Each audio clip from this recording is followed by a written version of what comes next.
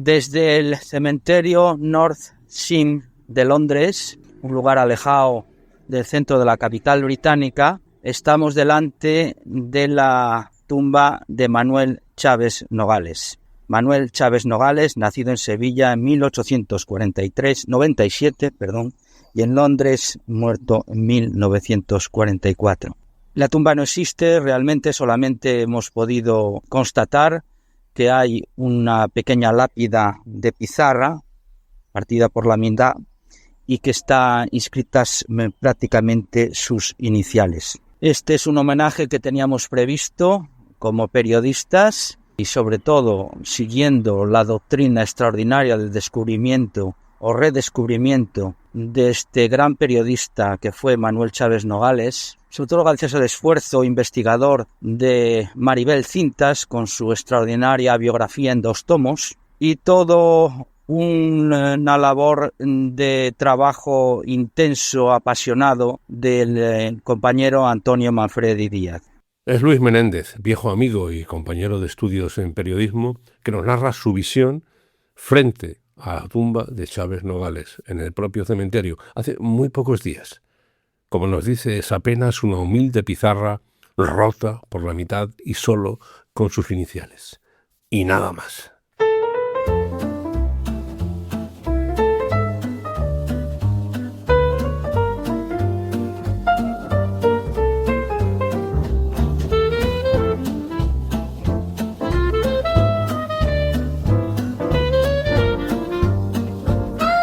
Bienvenidos a La Mirada Libre, la brújula de Manuel Chaves Nogales.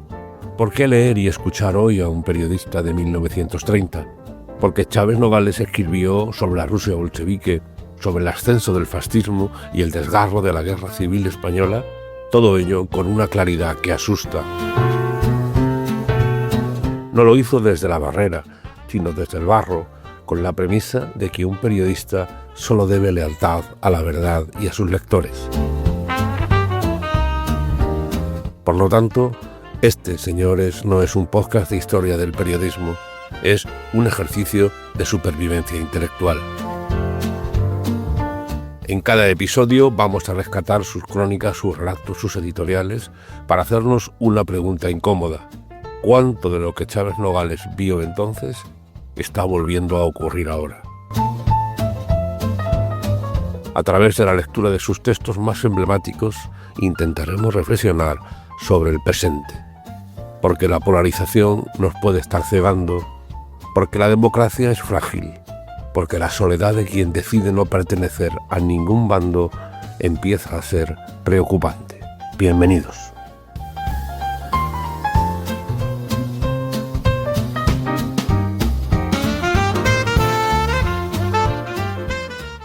Lo primero que te viene a la cabeza es por qué se permite que la tumba de Manuel Chaves Nogales esté así, que no costaría mucho adecentarla. Y me responden que ya se ha intentado varias veces. Incluso la Embajada de España encargó un proyecto con epitafio. Pero, en principio, la familia no parece estar muy interesada, sobre todo ahora que sus textos son ya de dominio público y por lo tanto no producen ingresos. Pero habrá que seguir intentándolo. Ya se ha hecho con otros intelectuales en el exilio, y nadie mejor que Chaves Nogales lo merece. Vamos a volver a escuchar a Luis Menéndez, nuestro testigo en el cementerio. Reflexión tras aquella pizarra quebrada. Hace ya bastante tiempo, en años de pobrezas de la España gris, a los escolares les proporcionaban el llamado pizarrín, bisabuelo de las hoy tablets digitales, y unas tizas de yeso para tomar notas, hacer cuentas, encadenar letras, etc. Alfabetizarse en una palabra, siguiendo las directrices del maestro o la maestra que atendía a la grey infantil, normalmente numerosa. Bien a cuento esta memoria lejana tras el descubrimiento, que no fue fácil, en el día de anteayer, del solar, que ni siquiera era tumba, ni siquiera era lápida, del North Sheen Cemetery, en Londres, donde reposan los restos de Manuel Chaves Nogales, ilustrísimo e ilustradísimo sevillano, que murió exiliado en la capital británica tras el conflicto civil español y en medio de la más fría soledad, abandonado y alejado de su patria.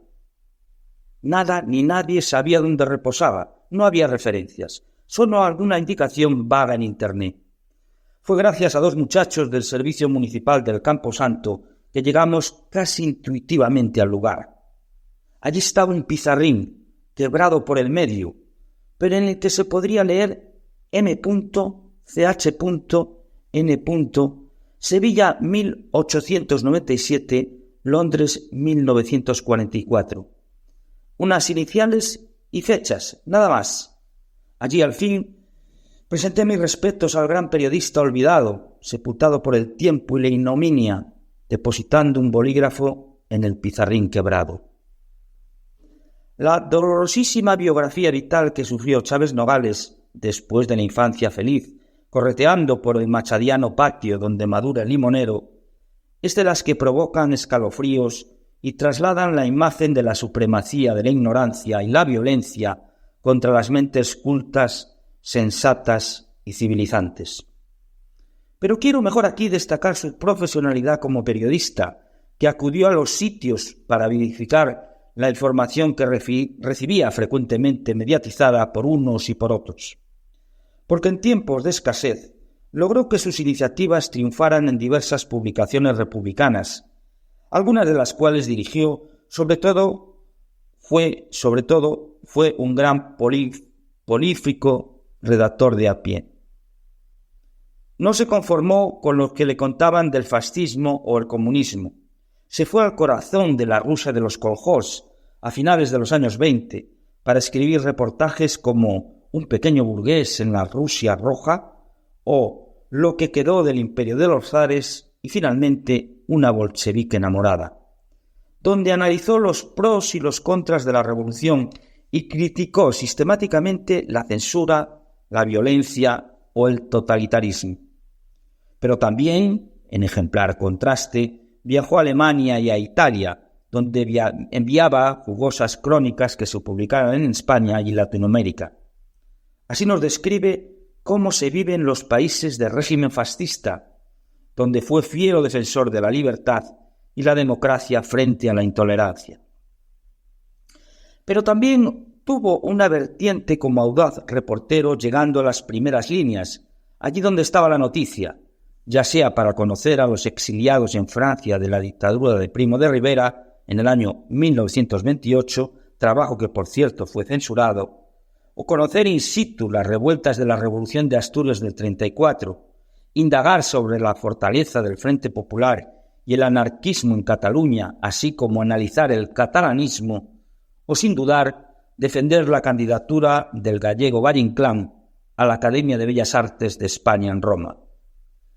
Chávez nos demostró así su visión panorámica, periférica, federal de la España que vivió en contraposición a las siempre presionantes fuerzas centralistas, poseedoras de soberbia uniformista y excluyentes de la rica diversidad española. Su estilo redaccional es directo, claro, documentado. Sus obras firmadas llevan el marchamo legítimo del periodismo de opinión. Pero también supo distanciarse e informar de hechos desde el anonimato de un periodista neutral y objetivo.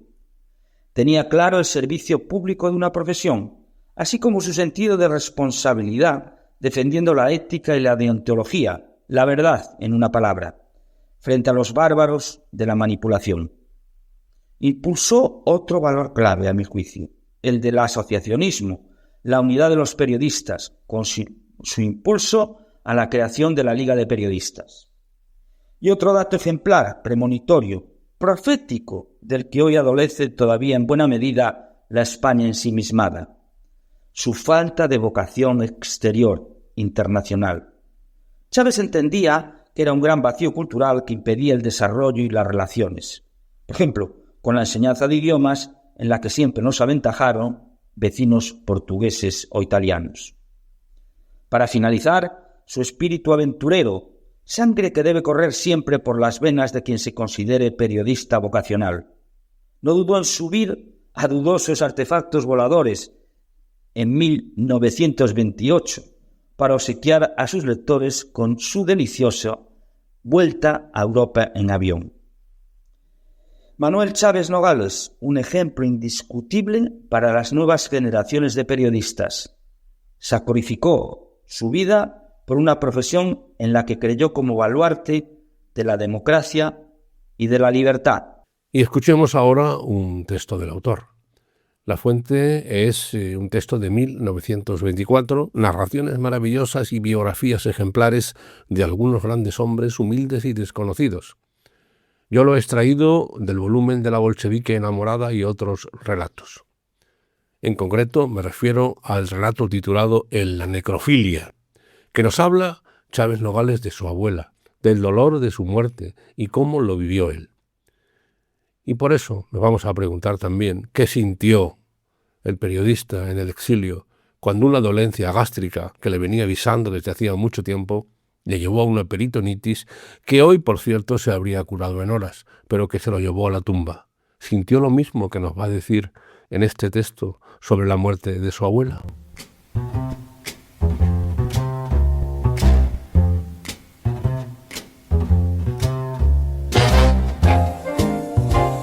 Mi abuela, por lo menos en los tiempos en que yo pude conocerla, rendía un fervoroso culto a los muertos.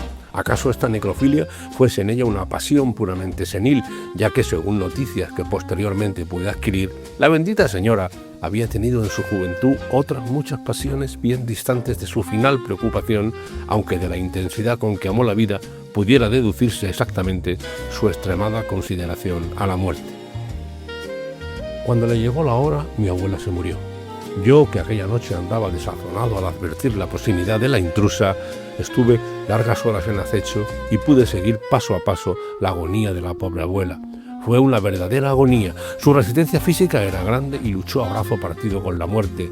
Gritaba, revolvíase, fundíase al fin en un ronco estertor en que su cuerpo, todo su cuerpo, protestaba. Cuando en el conticinio se declaró vencida, se quedó cuajada y en los ojos una mirada de espanto. He sospechado siempre que mi abuela anduvo algo descaminada en sus relaciones con los muertos. Estos, sus íntimos amigos, debieron de informarla mal. Seguramente que no le dijeron toda la verdad y la pobre llegó algo engañada. El espanto que se pintó en sus ojos decía claramente que aquello no era lo previsto. Entonces empecé a desconfiar de los muertos y alejé de mí la necrofilia. Y empecé a creer que la muerte no nos otorga su amistad y su confianza a cambio de la ornamentación barroca con que la adornamos para hacerla presentable en sociedad.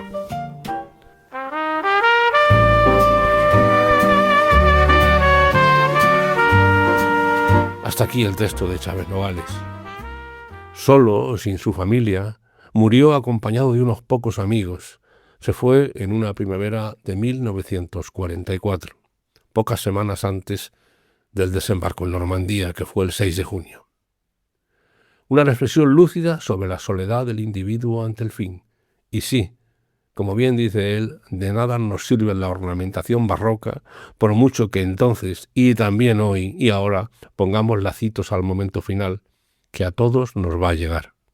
Fíjense ustedes en el texto que les he leído, que ha usado la palabra conticinio, definida como la hora de la noche en que todo está en silencio, el momento en que su abuela decidió marcharse, y tal vez también el momento en que él decidió, solo y abandonado, decir adiós a la vida.